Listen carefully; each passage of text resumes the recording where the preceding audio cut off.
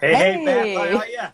I am well. How are you? I'm fantastic. So good to see you on live. I know this is your first ever Instagram live, so hats off to you. It's the courage to go on and do it. So absolutely well done. Thank you for giving me the opportunity. I appreciate it. You're very welcome. So please tell me and tell the rest of the audience where you're from and what you do, what life's about for you. I'm from Wisconsin in the United States. I've worn many hats. Right now I have my own business, so I sell a product, but mostly what I sell is myself, obviously. Anybody who's in sales does that. So, yeah, I'm just enjoying life. It's a good Fantastic. time And to be alive. what are you most excited for right now in life? Ended a 36-year relationship, including a 30-year marriage. So I'm really excited about figuring out who I am again and just relaunching my business. It's beautiful. I'm excited for you to step into Thank 2021 you. with intention.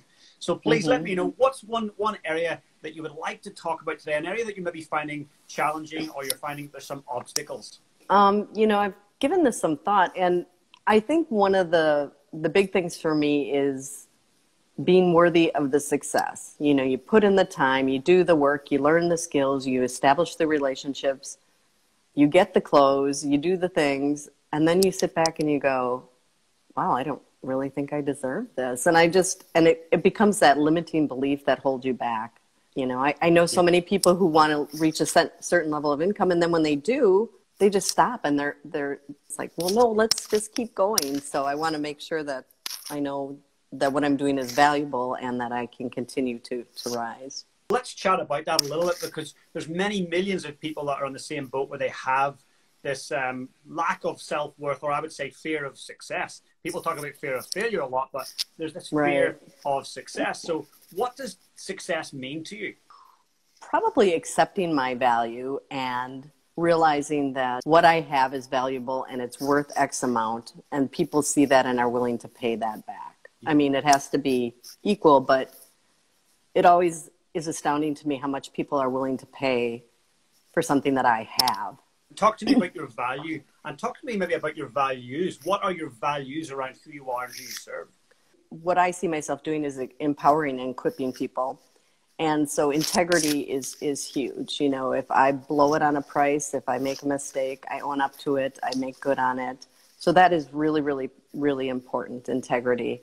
So I value that a lot. And then just the years and years of knowledge and experience that I have. I mean, I'm not an expert by any means, but I know my way around. When you're one step or a million steps ahead of the people that you're serving, you're able to help them on that journey because you've been on that journey yourself. You're teaching what you've done. You're not teaching from a book. You're teaching what you know and the life that you've lived. So I think there's great value in that. The one question I'd love to ask you is, what would define success for you? What needs to happen for you to deem it a success? I guess from a worldly view, a certain level of income, but knowing that every day I got up and did what was on my list for daily tasks and shared with at least 3 or 4 people, giving them the opportunity. So that would be success for me. Time freedom and money freedom. I think freedom is the one thing that as humans, we all desire in some way or other. And now that I'm clear on what would need to happen for you to feel like a success, what would need to happen for you to feel like it was, life was a failure or you were a failure in this area? If I was a failure, if I was just to become stagnant. Yeah. Yeah. No growth, no personal growth, stagnation. Let's look at your definitions. So when we think of definitions, we often define success in such a way that it becomes daunting. It becomes this big mammoth thing that if we get close to it, it's kind of scary because, I don't know, we came from humble beginnings and I don't know what, my parents or grandparents or my community might think, or, I just don't know about how that's going to impact the way I interact with my friends. I had a client recently who was very, very humble beginnings and just recently sold a company that he started 6 years ago for mega millions. And conversations around, how that impacts your relationships with the people that you've known forever. And this guy is very heart-centered and very focused on people and family. And I don't think he'll have a problem, but I certainly think when people do get to the next levels of success, there is that concern that it does shift the relationship between you and the people that you've walked through life with up until this point. Right. So I want to think about your definition. So the more simple we can make our definition of success, the easier it is for us to buy into it. The easier it is for us to keep walking that success path.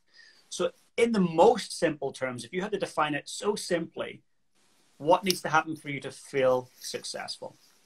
What needs to happen for it to feel successful? Again, it's just having that freedom when you get up in the morning to do the thing you love and when you want to do it, I guess. That's great. And every day, do you have the opportunity to do that? I am totally blessed. Yes, I do. Great. And who's in control of you doing it or not doing it? Me. I love it. So what might stand in your way? So if you think about some of your habits and some of your the way that you carry yourself, what are some of the things that could stop you from being what you define as successful? A couple things. The chasing the shiny object. You know, somebody's doing this, somebody's doing that, you know, let's just go after it, which now sounds ridiculous because if I already have my level of success, being able to do what I want to do when I want to do it, then the shiny objects shouldn't matter. But they do, you know, I'm willing to do the work. I don't have a problem with hard work. It's just sometimes it's like something just resonates and it's like, oh, you know, that seems to be really good. So let's go after that. So chasing shiny objects is a good one. Yeah. That's a huge one. And honestly, we are all guilty of that. Whether it's September rolls around, Apple rolls out its big presentation and it's brought out the new iPhone or the new iPad, like, I got to have that. So shiny object syndrome is a real thing. Whether it's the next diet fad, whether it's a book that's been brought out that's going to solve some kind of problem that you've got. We are all guilty of looking for little distractions from our main goal. And we talked about that fear of success. Often when we do fear being mega successful, we will find ways to sabotage ourselves on the way to getting that outcome. And so what do?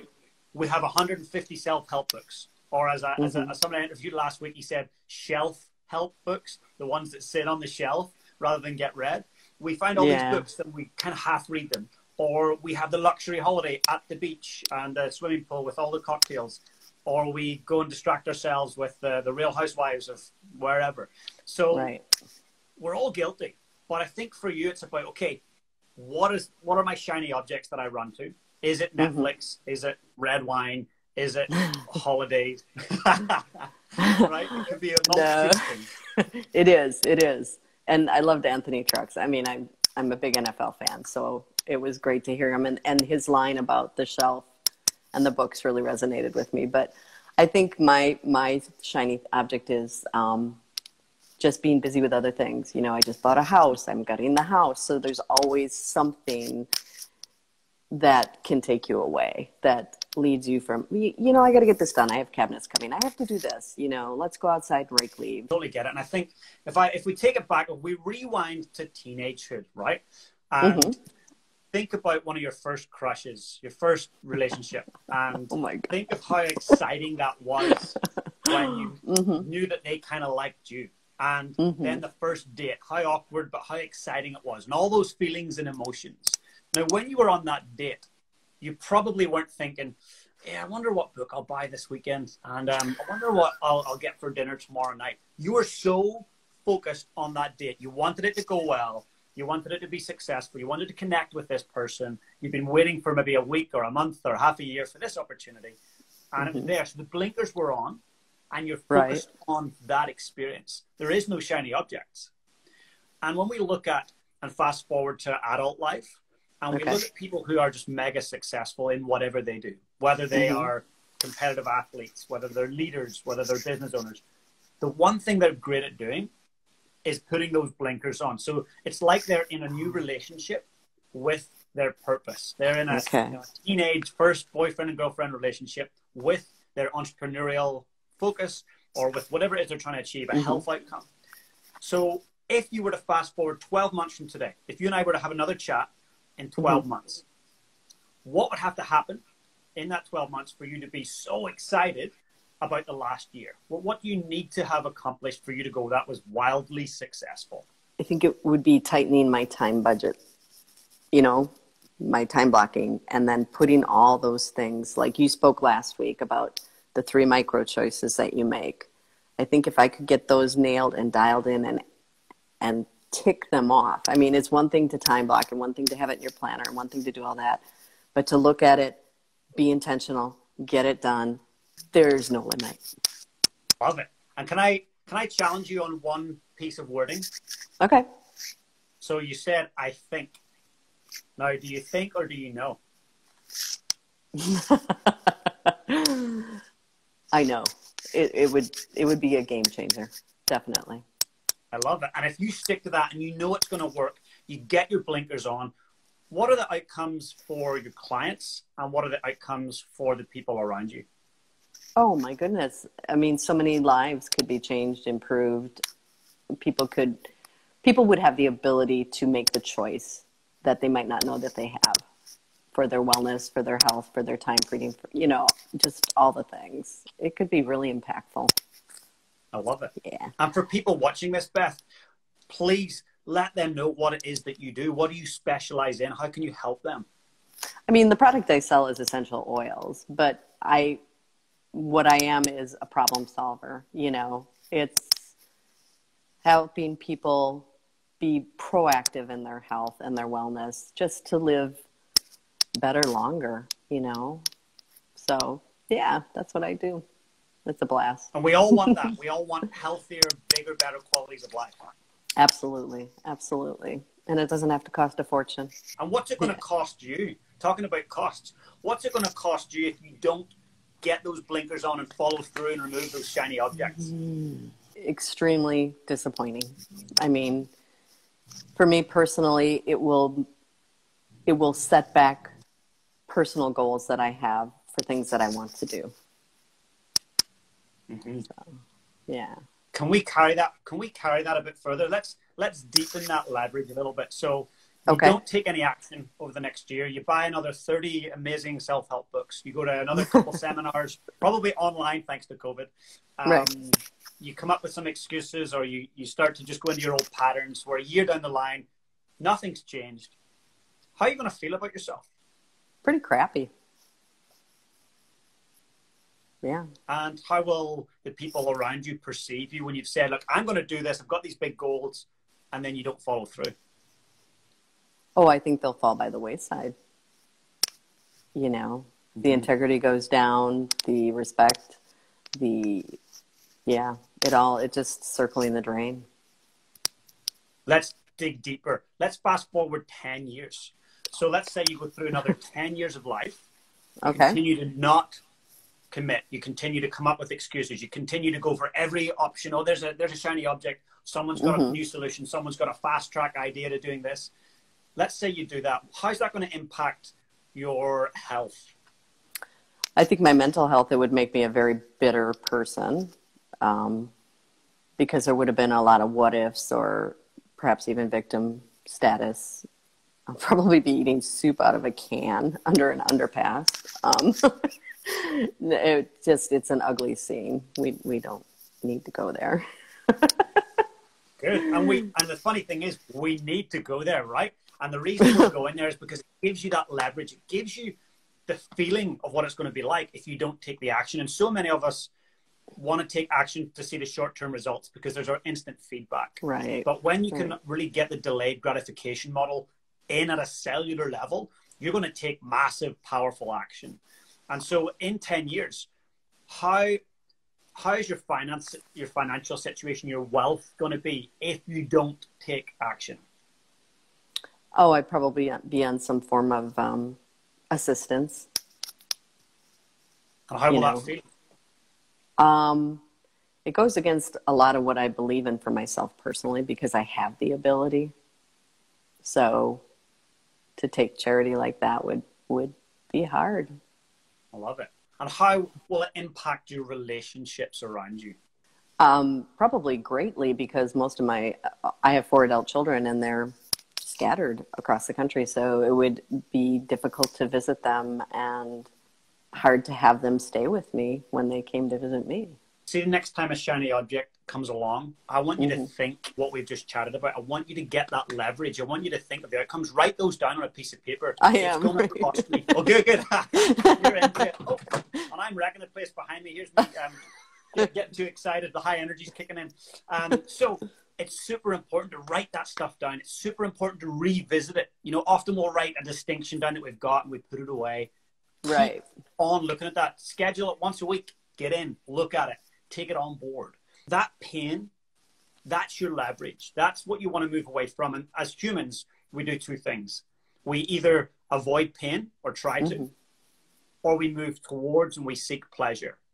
So if you're constantly just seeking pleasure, there's not going to be enough pain for you to push through and do the real hard yards. There's not going to be enough pain for you to sacrifice. There's not going to be enough pain for you to say no to people who are trying to take your time and steal your time. There's a lot of time thieves out there. Some of them are people, some of them are books, some of them are social media, some of them are the real media. So if we want to call them real, it's very important. Whole nother topic. Whole other topic is right. So super important to protect your time. Be the guardian at that fortress of your mind to keep out things that are holding you back. Super important. So there's your leverage. Now, let's fast forward 10 years. Okay. You've taken action. You've followed through. You've got your blinkers on. You've set up an incredible business, probably multiple businesses. You've impacted thousands of people's lives. You are a household name in your niche. So how do you feel with that? When you get to that point, how are you going to feel? I'm going to feel great because I can just bless people in so many ways, you know, be philanthropic and, you know, have my family take them where I want to take them and just have the time to do that. And just, it sounds wonderful. How will your health be? Given any genetic predispositions, it's going to be amazing. I want you to dig deep on that after this session, go and write down what's going to be great about life if I actually get focused, if I stay true to it. And this is the one thing I want you to think about. In entrepreneurship, often we want results in a day or a week, or maybe even you know, at a stretch a month. But life is not a sprint. Life is totally a marathon. And I want you to have that longer project going on. So in 12 months, you might start to see a few results come through. And obviously we need to pay the bills and we need to do all those things in between times. But to see that level up, give yourself time. Be kind to yourself. Get yourself one or two really good mentors or coaches. Follow them, learn from them, but try not to buy into each new fad. Find people you trust, people that walk the walk, people that have been along the journey that you're trying to go along, and double down with them and really do the work with them and stick to a model that works. So what do you think you need to do this week, this month, and to finish this year off to set you up for success moving into 2021? Well, it's Sunday, so I need to do my weekly goals. And then I think I need to be more intentional with my time blocking. And I believe it was the last guest you had on, you talked about the 12-month and then breaking it down and then just have like a little parking lot piece of paper for all those little shiny object ideas and things, and just park them over there while I'm focusing on what's going on here, and just stick to it and be really be intentional with my time and guard it, you know, guard it like I do my kids. That sounds amazing right there. That's powerful. Guard my time and guard my mission like I would guard my kids. That is amazing, because this is what you're doing right now, your mission, your legacy. That's what's left behind when you're gone. And to guard it like you would guard your kids, that's important. Too many of us are too quick to screw up the piece of paper, throw it away, and be like, oh, next idea, next business, next. No. You want to treat that business like a baby and nurture it, feed it, help it grow, and educate it. That is so powerful. What you just said was phenomenal. Thank you. I love it. Well, Beth, thank you so much for coming on. Thank you for being a part of the live show. It's your first time. You were amazing. I know. Thank you for making it so easy. You're very grace-filled, and I appreciate it. Now, well, let's stay connected. Let me know how you're going with your goals. Let me know where I can support you along the way. Post it on social media so I can follow you. And for those who are not following, please do follow Beth. If you want oils, you want support with your health, go and see Beth. That's what she's passionate about. So please go and do that. And everyone that's tuned in live or on replay, thank you so much. And I look forward to catching you guys in the next week. Thank you again, James. Thank you. See you soon. Bye-bye. Hey guys, if you enjoyed the content today, please smash that subscribe button below. And if you want to become part of my community, I've got an amazing free Facebook group. Please come and join us. The link is in the description below. And also, if you've got any questions about today's session, I'd love to know. Just comment below and I'll be sure to get back to you guys. Have the most amazing day.